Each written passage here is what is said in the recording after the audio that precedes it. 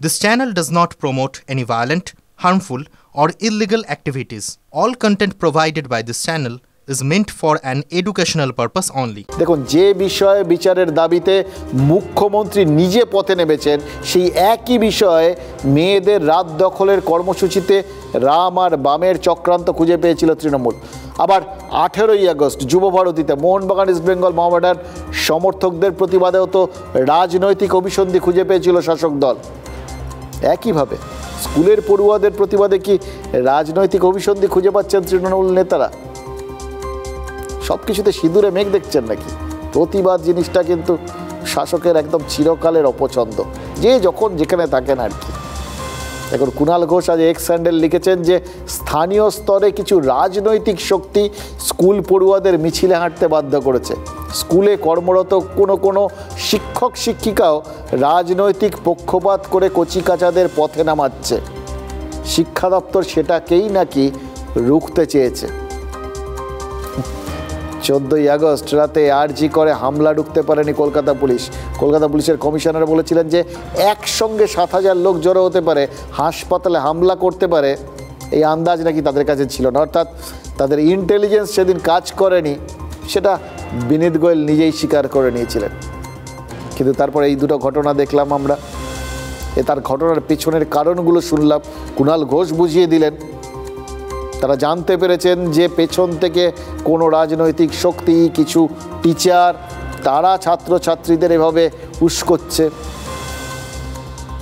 আর তার সঙ্গে আরেকটা বিষয় ছিল, ওই যারা মোহনবাগান ইস্টবেঙ্গল ম্যাচ বাতিলের প্রতিবাদে গায়ে জার্সি পরে ওইখানে নেমে পড়েছিলেন বিধাননগরে, ওই সল্টলেক স্টেডিয়ামের সামনে, যুবভারতীর সামনে, তাদের পেছনেও গণ্ডগোলের ছক আছে বুঝে তো পুলিশ দুজনকে গ্রেফতার করে ফেলেছিল।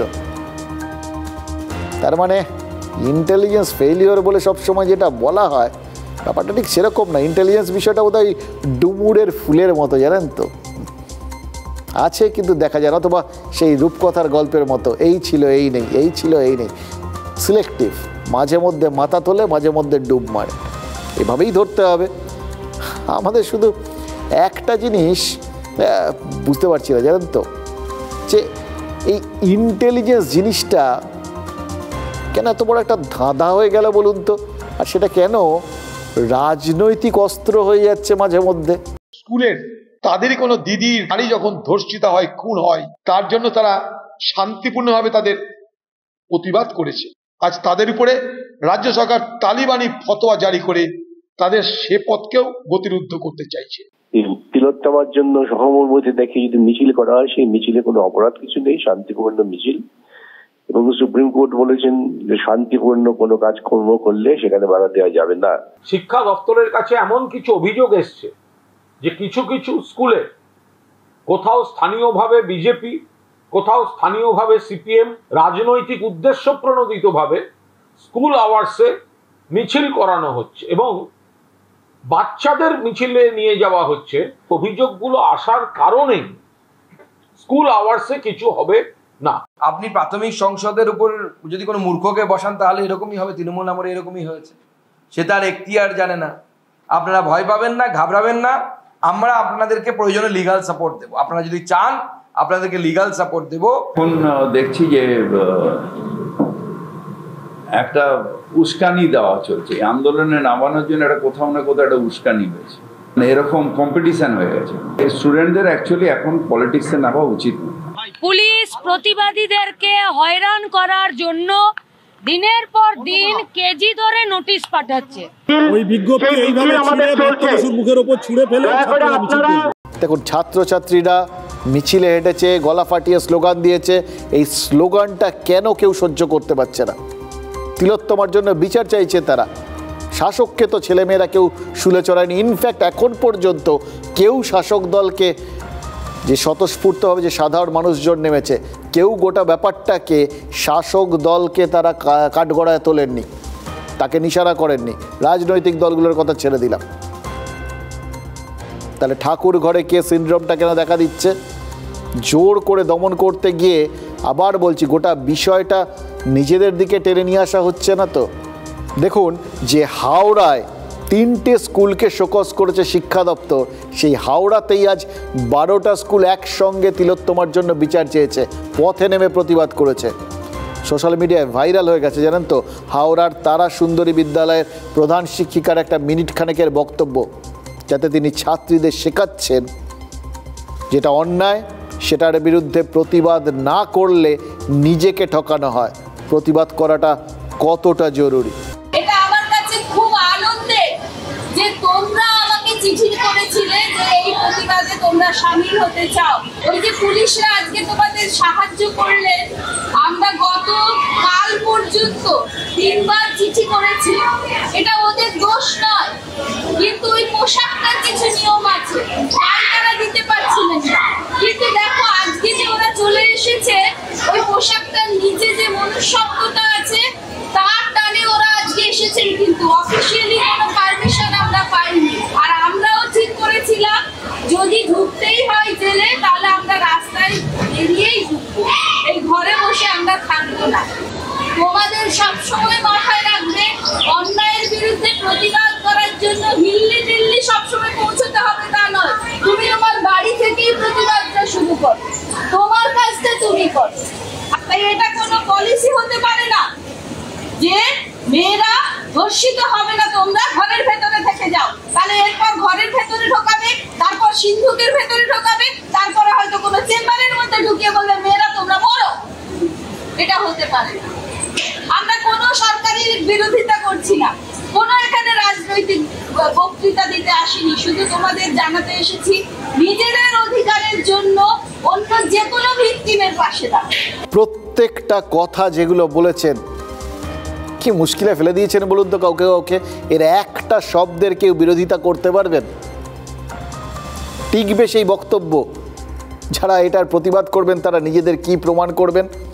চাইছেন তারা মানুষজন প্রতিবাদ করতে ভুলে যাক, অন্যায় দেখলে প্রতিবাদ না করুক? অনেক রাজনৈতিক নেতারা অনেক কিছু চান, সেটা ছেড়ে দিন, কিন্তু সামনে তো ভালো ভালো কথা বলেন, ফলে বলতে পারবেন না। তারা বলতে পারবেন যে তারা সমর্থন করছেন এই ঘটনাটাকে।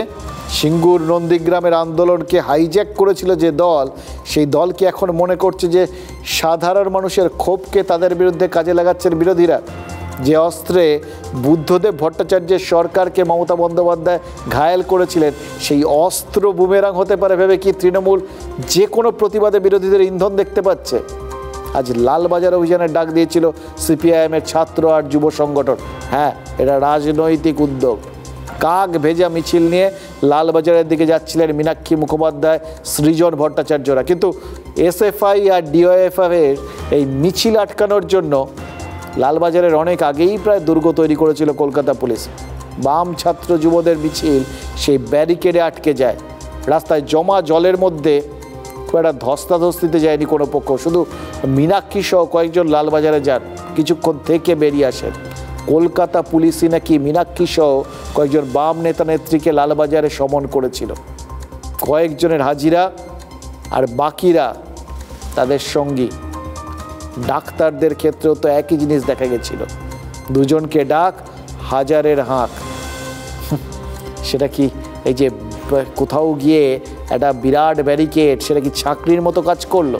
নাকি বাধা দিলে বা জোর করলে কোনো খারাপ সিচুয়েশান তৈরি হয় যদি, তাহলে আন্দোলনের রাশটা বিরোধীদের মুঠোয় পড়তে সুবিধা হবে, এটা বুঝেই কি পুলিশকে সংযত হওয়ার নির্দেশ দেওয়া হয়েছিল?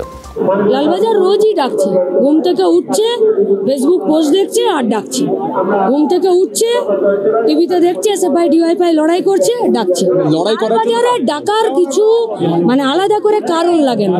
ওরাই তো ডেকেছেন, ওরা তাহলে বন্ধ করে দিলেন কেন?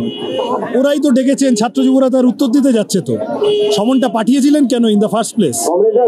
গুন্ডামি করলো তৃণমূলের পাঠানো মস্তানরা, আর ডিওয়াইএফআই এসএফআই কে চমকানোর জন্য সমন পাঠালেন। এখন সমনের উত্তর দিতে যাচ্ছে, এখন রাস্তা বন্ধ করে দিয়েছে। দেখুন, লোহাকে আগুনে পুড়িয়ে যত পেটানো হয় তা তত মজবুত হয়।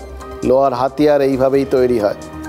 14ই আগস্ট রাতে আরজি করে হামলা যেন ডাক্তারদের প্রতিবাদকেও একদম পিটিয়ে পিটিয়ে অস্ত্র বানিয়ে দিয়েছে, জানেন তো।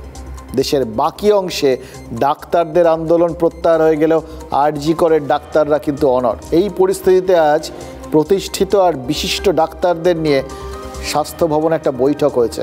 তাদের অচলাবস্থা কাটাতে অনুরোধ করছে স্বাস্থ্য বিভাগ। সেই ডাক্তারদের তালিকায় ছিলেন কুণাল সরকারও, যাকে কয়েকদিন আগে লালবাজারে তলব করা হয়েছিল। তলবের কারণটা অন্য ছিল, কিন্তু ডাক্তাররা দল বেঁধে লালবাজার যাওয়ার পর পুলিশ কুণাল সরকার আর সুবর্ণ গোস্বামীর কাছে সহযোগিতাই চেয়েছিল।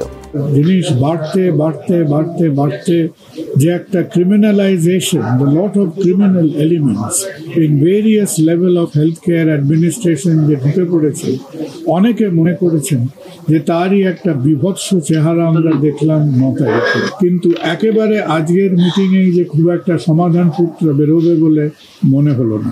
বোঝানোর কথা বলছেন, কিন্তু কি নিয়ে মানুষ বোঝাবে, সেই বোঝাতে যাবার মতো পরিস্থিতি, ডাক্তারদের সেই বিশ্বাস বা সেই কনফিডেন্স আজকে ইন্ডিভিজুয়াল ডাক্তার বা ডাক্তার সংগঠনদের মধ্যে দেখা গেল না। ওনাদেরকে বললাম कि Paschim Banga we are all committed for a transparent investigation. Matter is under judiciary. আমাদের পুরো যে প্রোব হচ্ছে সেটা সিবিআই করছে, স্টেট গভর্নমেন্ট পুরো সহযোগিতা করছে। কত মারাত্মক একটা কথা কুণাল সরকার বললেন, শুনতে পেলেন? ডাক্তারদের সহযোগিতা চাওয়া হচ্ছে, কিন্তু তাদের দাবিগুলো, তাদের প্রতিবাদ যে কারণে, সেইটার ক্ষেত্রে অন্তত তারা কোনো রকম কনফিডেন্স পাচ্ছেন না। অর্থাৎ স্বাস্থ্য ভবনের বিভিন্ন কার্যকলাপে স্বাস্থ্য ভবনের ওপর তাদের ভরসা, বিশ্বাস দুটোই গেছে। সেই জন্যই হয়তো এখন বারবার ওই কুণাল ঘোষকে এসে বলতে হচ্ছে, ব্যাখ্যা করে দিতে হচ্ছে, কখনো স্বাস্থ্য দপ্তরের কথা, কখনো শিক্ষা দপ্তরের কথা। কারণ ওখানকার লোকজন কেউ কিছু বললে বাকিরা সেটাকে বিশ্বাস করতে পারছেন না। কখন কেউ নিজের দায়িত্বটা অন্যের ওপর তুলে দেয় জানেন? যদি নিজের দায়িত্বটা নিজে পালন না করে।